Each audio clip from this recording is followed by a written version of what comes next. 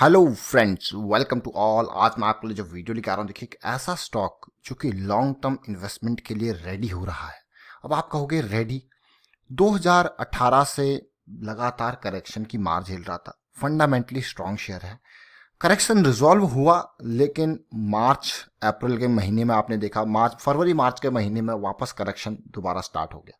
लेकिन अच्छी बात यह है कि पिछले लो को इसने नहीं तोड़ा और अभी के टाइम पे हायर लो के साथ एक तेजी बरकरार है। और ऐसा लग रहा है कि अब ये शेयर अपना बाउंड्री पार करने वाला है, और बाउंड्री पार करके फिर तो देखिए भाई 6 लगेगा या 4 लगेगा। जबरदस्त शेयर है, quality wise, fundamental wise, value wise, और इसीलिए लॉन्ग टर्म इन्वेस्टमेंट की कैटेगरी में एक ऑप्शन बनता है।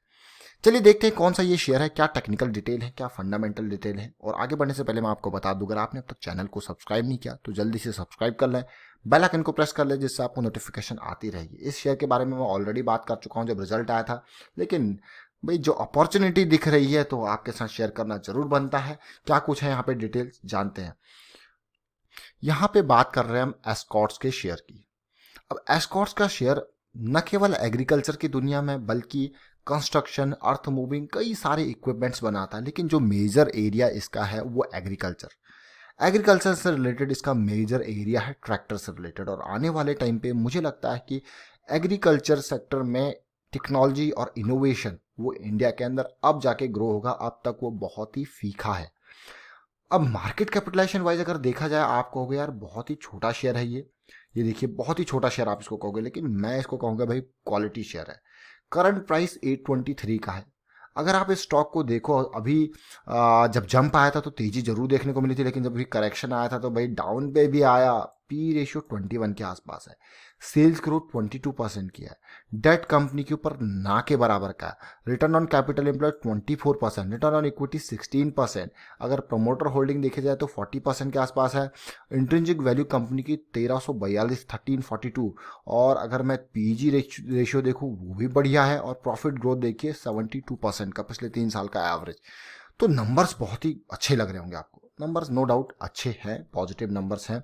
और यही नहीं, इन नंबर्स के अलावा अगर आप प्रॉफिटेबिलिटी देखो, रेवेन्यू ग्रोथ देखें, तो यहाँ पे भी आपको चीज़ें अच्छी देखने को मिलेगी। देखिए आप 2700 करोड़ से रेवेन्यू बढ़ के 5800 करोड़ हो गया, धीरे धीरे रेवेन्यू में ग्रोथ।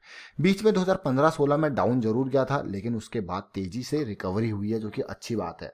आप देख सकते हो किस तरीके से ये डाउन हुआ था इस टाइम पे, और उसके बाद जो रिकवरी है वो काबिले तारीफ है। लेकिन ये स्टॉक फंडामेंटल्स तो स्ट्रांग है, क्योंकि किसी भी स्टॉक में अगर आप लॉन्ग टर्म इन्वेस्टमेंट से, लॉन्ग टर्म पर्सपेक्टिव से इन्वेस्टमेंट करने की सोचो, तो मुझे लगता है कि फंडामेंटली वो स्ट्रांग शेयर होता है। और टेक्निकल को जब हम यूज करते हैं वो इसलिए यूज करते हैं ताकि हम अपने एंट्री एग्जिट और उसका डाउन ट्रेंड अप ट्रेंड किस स्टेट में वो पड़ा है उसको भली भांति जान पाए। और जब भी किसी भी शेयर की मैं आपको बात करता हूँ, मैं आपको लेके जाता हूँ हमेशा मंथली चार्ट से। मंथली चार्ट मुझे सबसे अच्छा लगता है, और वीकली इसके साथ साथ फॉलोअप में वीकली। लॉन्ग टर्म इन्वेस्टमेंट की बात आती है तो ये दो चार्ट्स आपके लिए बहुत ही जबरदस्त हैं। इनको आप देखते रहिए, इनके अलावा बाकी सब आपके लिए काम की चीज़ें नहीं है, क्योंकि जब तक वीकली में चीज़ें पोजीशंस आपको देखने को नहीं मिलेंगी अच्छी, तब तक आप डिसीजन नहीं ले पाओगे। और मंथली आपके लिए थीसिस फ्रेम। अब इस चीज को ध्यान से देखिए, जो एक रेंज इसमें ट्रेड हो चल रही थी, बहुत टाइम से एक रेंज में चल रहा था ये स्टॉक, धीरे धीरे ये रेंज ब्रेक हुई। और अगर मैं यहाँ पे देखूँ, ये रेंज ब्रेक जो मैं आपको कह रहा हूँ, ये देखिए ये रेंज, अभी मैं यहाँ पे लाइन ड्रॉ करता हूँ, फिर धीरे से आपको पता लगेगा कि ये रेंज कैसे ब्रेक हो रही है। देखिए ये रेंज ब्रेक हुई, और रेंज ब्रेक हुई वो भी लायंस अटैक के साथ। अब आपको यार लायंस अटैक के साथ मतलब, ये देखिए आप, ये लायंस अटैक बना यहाँ पे, बहुत ही इंपॉर्टेंट रेंज थी, और ये आपके लिए एक बढ़िया एंट्री का पॉइंट था पास्ट में। बट ये पास्ट की बात है, पास्ट से हम बहुत कुछ आगे सीखते हैं, तो देखते हैं किस तरीके से करेक्शन हुआ। और उसके बाद अगर आप देखो इस स्टॉक को जो मैं आपको दिखा रहा हूँ यहाँ पे, तो ध्यान से देखिए किस तरीके से ये 120 के लेवल से जंप करके विदाउट एनी मेजर करेक्शन 1000 रुपए के लेवल तक गया। कितना रिटर्न दिया विदाउट एनी मेजर करेक्शन। और मेजर करेक्शन जो आया वो आया 2018 में, और अब ये फिर से जर्नी स्टार्ट हो चुकी है अपसाइड की। देखिए जरा, अगर आप ओवरऑल ट्रेंड को देखते हो तो। लेकिन यहाँ पे जब हम इस चीज़ों की बात कर रहे हैं तो अब मैं छोटे टाइम की बात करता हूँ। ये एक 2017 के टाइम पे एक हल्का सा करेक्शन आया था 3 महीने का, जरा इस पार्ट को देखिए आप। ये करेक्शन रिजॉल्व हुआ, स्टॉप लॉस आपके पास रेडी था, उसके बाद देखिए क्या तेजी देखने को मिली।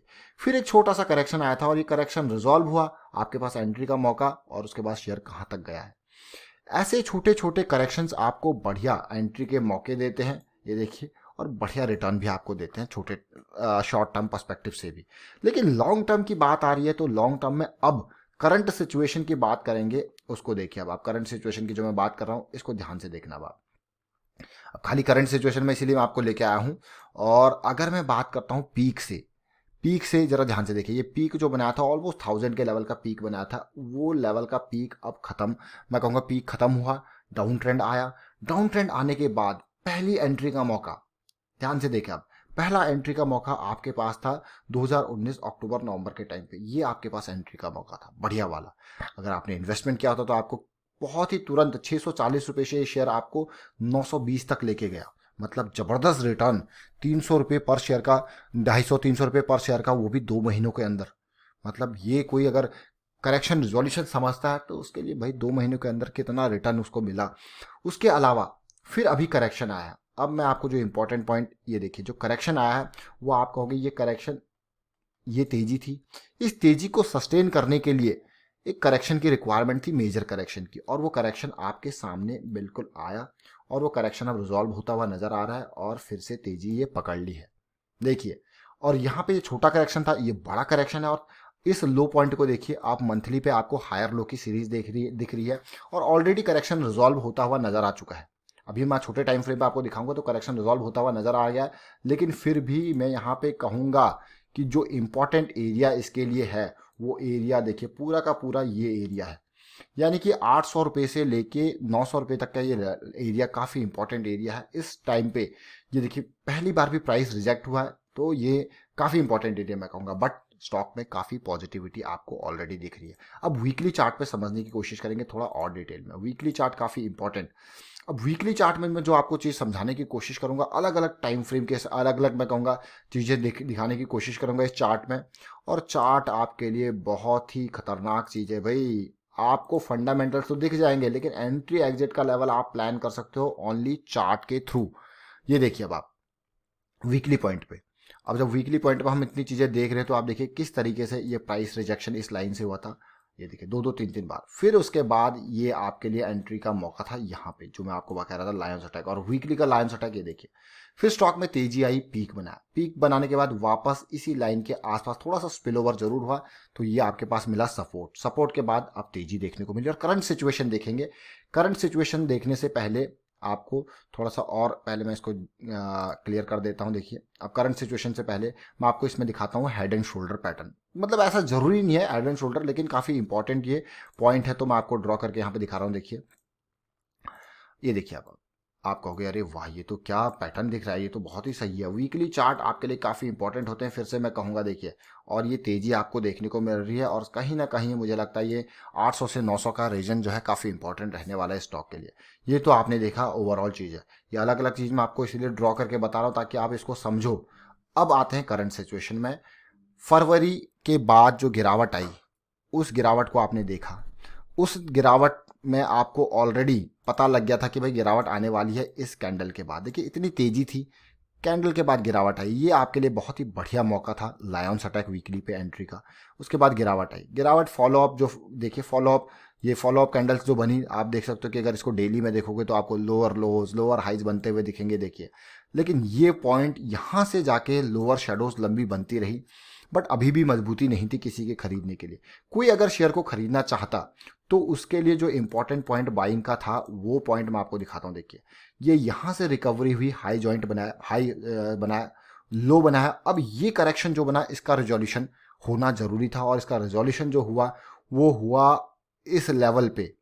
बिल्कुल एक एक चीज को ध्यान से देखिए, ये काफी इंपॉर्टेंट पॉइंट। ये कैंडल जब खत्म हुई है तब जाके इसका रिजोल्यूशन हुआ, यानी कि 740 के बाद। मैं पहले भी आपको बता चुका हूं इसके बारे में, 740 के बाद ही आपका इसके एंट्री का मौका था। और कंप्लीट अगर बात करें तो फिर ये ऑलमोस्ट 780-790 के आसपास ये रेंज अब ब्रेक हो चुकी है। अब ये नई लाइन में प्रवेश कर चुका है। देखिए बहुत ही बढ़िया, बहुत ही औसम। और फिलहाल मैं इसको कहूँगा कि ये जो रेंज है 900 टू 920 की, जिस तक ये पहुंचेगा वहां पे थोड़ा सा एक ब्रेक इसके ऊपर और लगना चाहिए, क्योंकि कोई भी अप ट्रेंड सस्टेन करने के लिए आपको इंपॉर्टेंट चीजें यानी कि नियर टू द ब्रेकआउट थोड़ा कंसोलिडेशन या हल्का फुल्का यहाँ पे करेक्शन जरूरी है।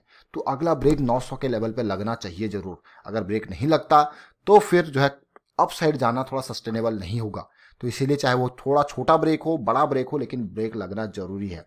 अब इस चीज को समझते हैं डेली टाइम फ्रेम पे, जो मैं आपको डिटेल बता रहा हूँ। देखिए ये बहुत ही इंपॉर्टेंट इंफॉर्मेशन मैं कहूँगा इसको। अब डेली टाइम फ्रेम पे इस चीज को अगर आप देखिए ध्यान से, तेजी आई, करेक्शन आया, तेजी आई, और ये करेक्शन को आप देखिए रिजॉल्व कब हुआ है। अगर आप डेली टाइम फ्रेम को देखो, मैं पहले भी आपको कह रहा था कि 740 का लेवल जो है काफी इंपॉर्टेंट रहने वाला है करेक्शन रिजोल्यूशन के लिए। करेक्शन देखिए रिजॉल्व हुआ, रिजॉल्व होने के बाद ब्रेकआउट के बारे में भी हमने बात करी थी पहले कभी कई बार। ये ब्रेकआउट हुआ है, वीकली ब्रेकआउट, और अब देखिए तेजी से भागे जा रहा है।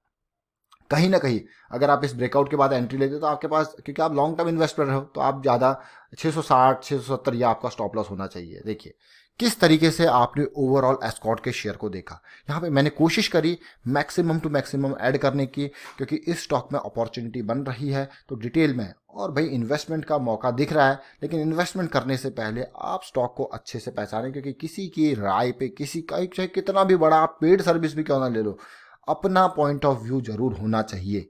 और अपने फाइनेंशियल एडवाइजर से डिस्कस कीजिए, तभी इन्वेस्टमेंट कीजिए। Thank you for watching the video.